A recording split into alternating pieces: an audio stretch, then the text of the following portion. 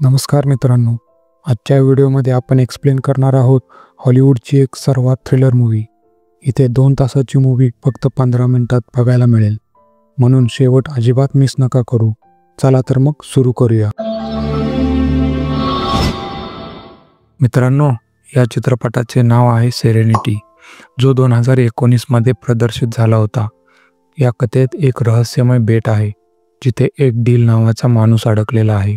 तो हे जाणून घेण्याचा प्रयत्न करतो की या बेटावर तो कसा आला आणि केव्हा आला, कारण इथून बाहेर पडण्याचा त्याला कोणताही मार्ग नव्हता। आता तो त्या रहस्यमय बेटावरून बाहेर पडतो की तिथेच मरतो, हे समजून घेण्यासाठी हा व्हिडिओ शेवटपर्यंत नक्की पहा।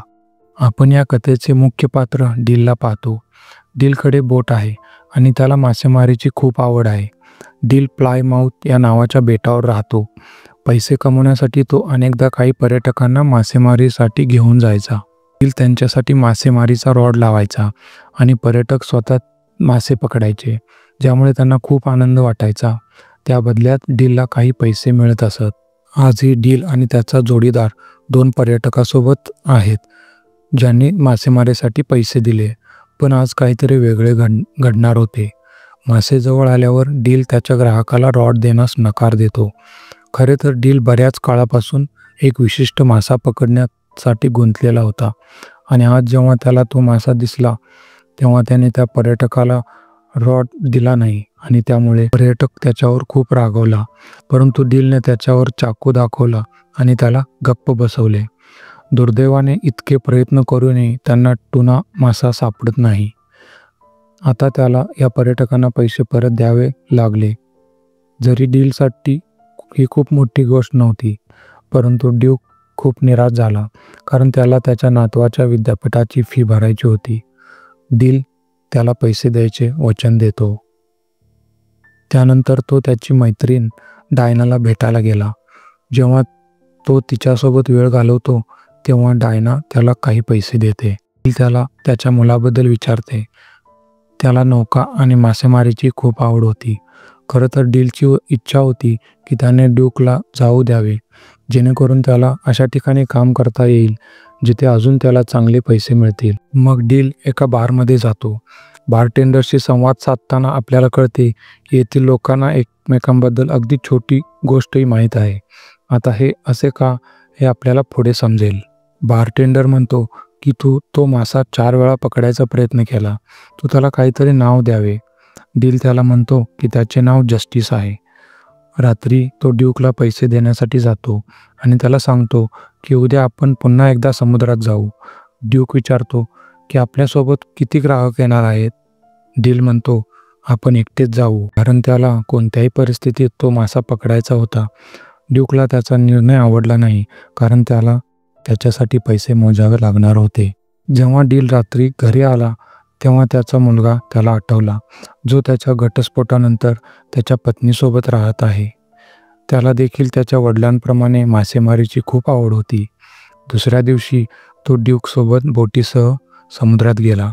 दिवसभर वाट पाहिल्यानंतरही त्यांना तो मासा सापडला नाही, ज्यामुळे डील खूप निराश झाला। जेव्हा तो परत आला तेव्हा तो ड्यूकला म्हणतो की तू माझ्यासाठी खूप अनलकी आहेस। जेव्हापासून तुझी वाईफची डेथ झाली आहे तेव्हापासून तुझं नशीब खराब झालं आहे। हे ऐकून ड्यूकला खूप वाईट वाटतं।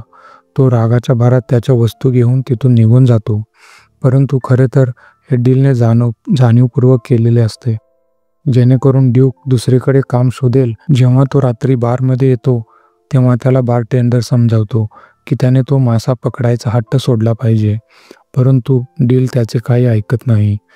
तेव्हा त्याला भेटायला कॅरेन येते, जी डीलची एक्स वाईफ असते। डीलला माहीत होते की ती इथं कोणत्या तरी एका हेतूसाठी आली आहे। तिला त्याच्या बोटीवर घेऊन गेल्यानंतर तो तिला विचारतो की तुला माझ्याकडून काय हवं आहे। त्याच्या बोलण्यावरून आपल्याला समजते की डील अगोदर सैन्यात होता। काही कारणास्तव त्याने ती नोकरी सोडली। कॅरीन म्हणते की तू बरोबर होतास आणि मी चुकीची होती। खरं तर कॅरीनने डीलपासून घटस्फोट घेतल्यानंतर फ्रँकशी लग्न केले। फ्रँक एक श्रीमंत माणूस होता, पण चांगला माणूस नव्हता। तो कॅरीनला नेहमी मारहाण करत असे, तिच्यावर संशय घेत असे। डील तिचा मुलगा पॅट्रिकबद्दल विचारतो. हे विचारताच कॅरेन रडायला सुरुवात करते. ती म्हणते की पॅट्रिक नेहमीच त्याच्या खोलीत असतो, जेणेकरून त्याला हे सर्व ऐकावं लागणार नाही, म्हणून तो दिवसभर कॉम्प्युटरवर गेम खेळत असतो. त्याचे शिक्षक म्हणतात की तो खूप हुशार आहे, पण तो खूप शांत असतो. डील म्हणतो की तू त्याला घटस्फोट दे. मग कॅरेन म्हणते की मी हे करू शकत नाही, तो मला मारून टाकेल आणि म्हणूनच मी तुझ्याकडे इथे आली आहे. खरं तर तिची इच्छा होती की दोघांनी मिळून त्या फ्रँकला ठार मारावे. ती त्याला मासेमारीच्या बहाण्याने बोटीवर आणेल आणि ती या कामासाठी त्याला $10,00,000 देण्यासाठी तयार होती. परंतु डीलने नकार दिला, कारण त्याला कोणालाही मारायचे नव्हते. कॅरेन निघून गेल्यानंतर सूट घातलेला एक माणूस डीलच्या शोधात येतो. खरे तर तो अनेक दिवसापासून डीलला पाहत होता, परंतु तो डीलला भेटत नाही.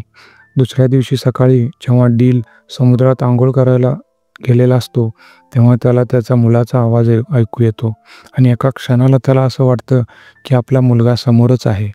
दरम्यान आपल्याला फ्रँक आणि कॅरेनच्या किंचाळ्या ऐकू येतात. म्हणजेच या वडील आणि या मुलांमध्ये काहीतरी कनेक्शन आहे हे आपल्याला समजते. तिकडे कॅरेनचा पती फ्रँक राहत असलेल्या हॉटेलमध्ये येतो आणि त्याला पाहून कॅरेन घाबरते, कारण तो 2 दिवसानंतर येणार असतो. तो अगोदरच त्याला दिसतो आणि आल्यानंतर तो तिला टॉर्चर करायला सुरुवात करतो. दुसऱ्या दिवशी डील मासेमारीचे सामान घेण्यासाठी एका स्थानिक दुकानात जातो. ते काम करणारी स्त्री त्याला सांगते की लोक फ्रँक त्याच्या पत्नीला 1 तास बेल्टने मारण्याबद्दल चर्चा करत आहेत आणि तरीही कॅरेनने तोंडातून आवाज काढलेला नाही. डील याबद्दल काहीच न बोलता निघून जातो. जेव्हा तो बोटीवर पोहोचतो तेव्हा त्याने पाहिले की फ्रँक कॅरेनसोबत त्याची वाट पाहत होता.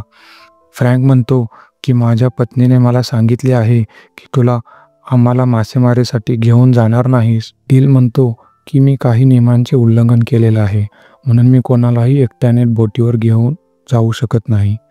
फ्रँक म्हणतो की अशा छोट्या बेटांवर पैशांसमोर काहीच नसतं, कोणताच कायदा नसतो, म्हणून तू काळजी करू नको. परंतु डील अद्याप त्याच्याशी सहमत होत नाही. फ्रँक म्हणतो की प्रत्येक माणसाची किंमत आहे. मी उद्या इथे येईन आणि तू मला मासेमारीसाठी घेऊन जाशील. त्यानंतर तो तिथून निघून जातो. दरम्यान तोच अज्ञात माणूस डीलच्या शोधात त्याच्याकडे येतो, परंतु यावेळी डील त्याचे न ऐकता निघून जातो. तो माणूस त्याच्या घड्याळाकडे पाहतो आणि म्हणतो की मला 20 सेकंद यायला उशीर झाला आहे, काहीतरी गडबड आहे. नंतर डील एक मासा विकायला जातो, जिथे कार्लोस त्याला सांगतो की कोणीतरी तुला शोधत आहे. पण डीलला त्याच्यात काही इंटरेस्ट नसतो. मग तो डायनाचं मांजर द्यायला जातो, जी हरवली होती. डायना म्हणते की मी ऐकले आहे की कॅरेनने तुझ्याकडे मदत मागितली होती.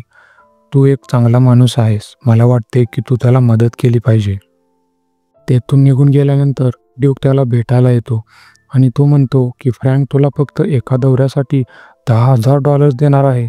मला माझ्या नातवाची फी भरायची आहे, तू त्याचे ऑफर स्वीकारले पाहिजे. डील म्हणतो की तुझे मी म्हणणे का ऐकावे. ड्यूक म्हणतो की तू मला सर्व काही करत आहेस हे माहीत आहे, का करत आहेस ते सुद्धा माहीत आहे. मला तुझ्या दयेची अजिबात गरज नाही, मला फक्त तुझ्या मदतीची गरज आहे. आता डील ड्यूकला मदत करण्यासाठी तयार करतो. नंतर कॅरेन पुन्हा डीलला भेटायला येते. डील म्हणतो की मी आता फक्त मासेमारीसाठी घेऊन जाईन, मी त्याला मारणार नाही. कॅरेन म्हणते की तो मला आणि पॅट्रिकला ठार मारेल. मला माहीत आहे तू पॅट्रिकशी बोलत असतोस, तो तुला कॉम्प्युटरवरून ऐकू शकतो. तुम्ही दोघं एकमेकांशी जोडलेले आहात.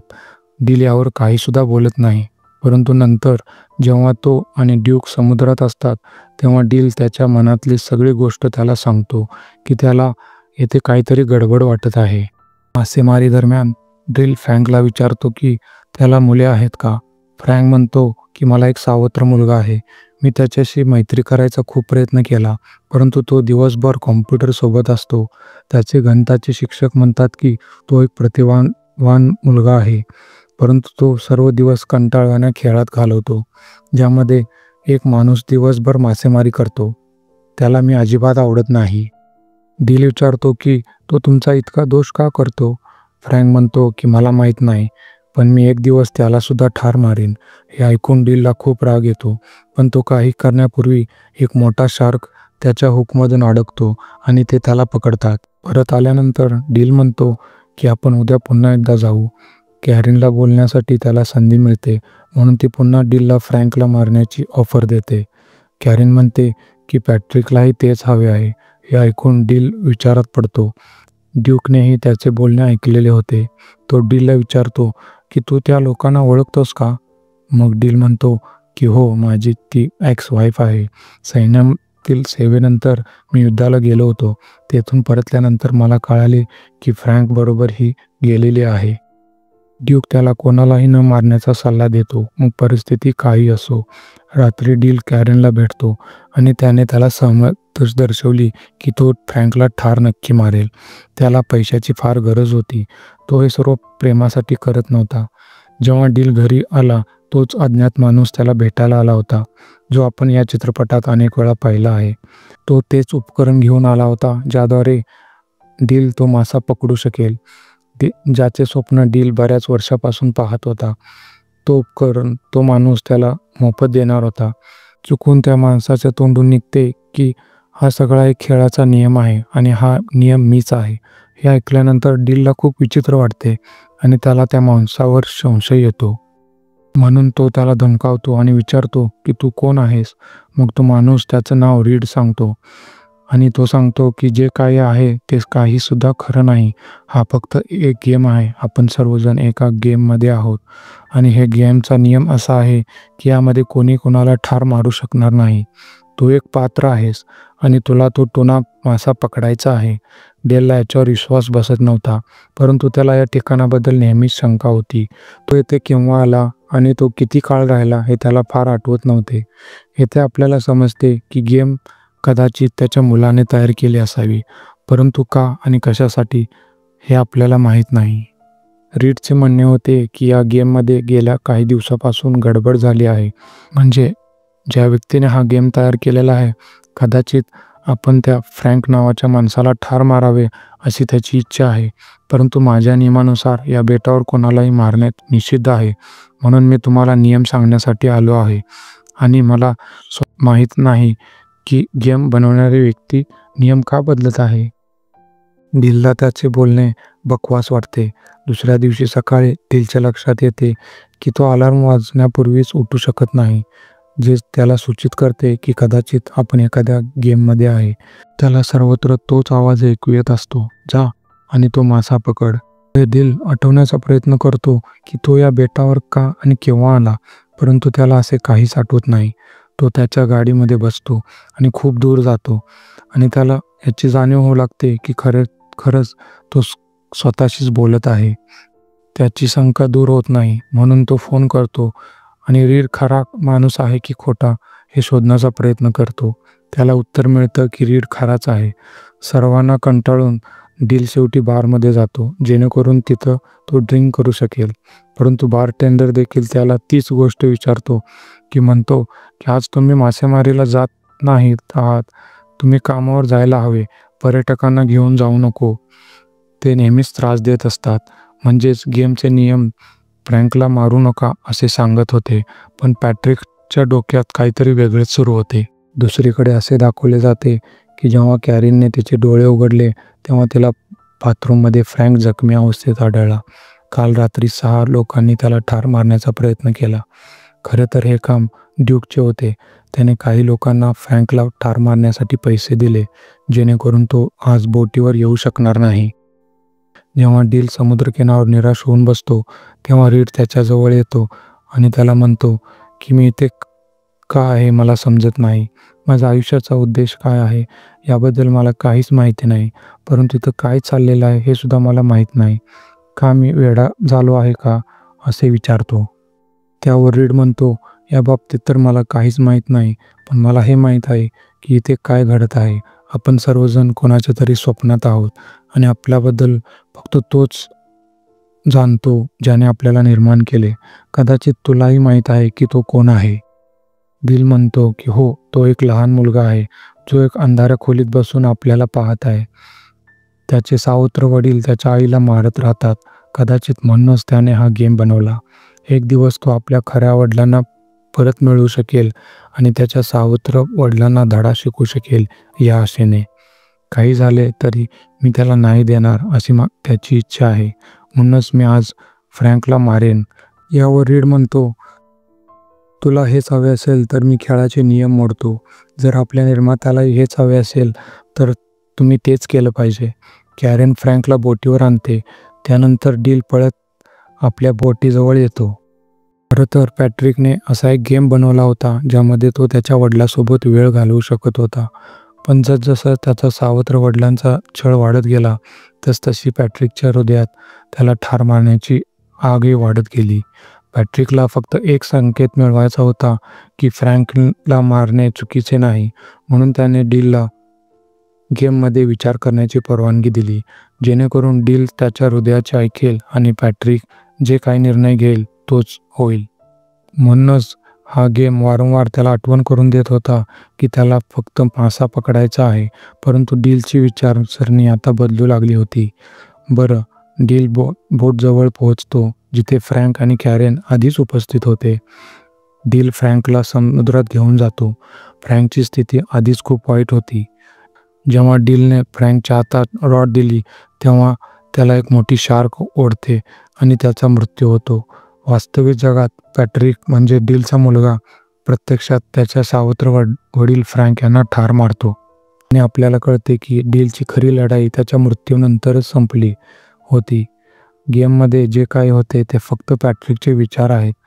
या हत्येनंतर पॅट्रिकला मानसिक रुग्णालयात ठेवले जाते. गेममध्ये आपण कॅरेन डीलला निरोप देताना पाहतो, परंतु करारात तिने पॅट्रिकला दत्तक घेण्याची अट ठेवली होती. डीलला माहीत होते की हा एक फक्त गेम आहे.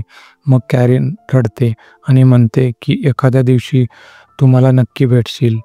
मग कॅरेन तिथून गायब होते. डीलला फोनवर कॉल येतो. पॅट्रिक कॉलच्या दुसऱ्या बाजूला असतो. डील त्याच्या आवाजाने ऐकून भावूक होतो. पॅट्रिक म्हणतो की मी काहीतरी खूप चुकीचे केले आहे. म्हणून डील त्याला ते समजावून सांगतो. तू जे केलं आहे ते चांगल्यासाठीच केलं. पॅट्रिक म्हणतो की मी गेममध्ये काही बदल करून जेणेकरून मी तुम्हाला नक्की भेटू शकेन. त्यावर डील खूप आनंदी होतो आणि डील म्हणतो की मी तुझी वाट पाहेन. कॉल कट झाल्यानंतर डीलला दिसते की सर्व काही बदलत आहे. गेममध्ये सर्व काही चित्र बदलत आहेत आणि पुढच्या क्षणी आपण पाहतो की पॅट्रिक देखील गेममध्ये आला आहे. तो डीलला भेटण्यासाठी बोटीकडे धावत आहे. त्याला पाहून डीलला खूप आनंद होतो. दोघे एकमेकांना घट्ट मिठी मारतात. अगदी गेममध्ये का असेना पण पॅट्रिक त्याच्या वडिलांसोबत होता आणि इथेच चित्रपट संपतो. तुम्हाला काही सजेशन द्यायचे असतील तर मला नक्की कमेंट बॉक्समध्ये कळवा. आपल्या मराठमोळे चॅनलला सबस्क्राईब करा आणि आपल्या मित्रांसोबत नक्की शेअर करा.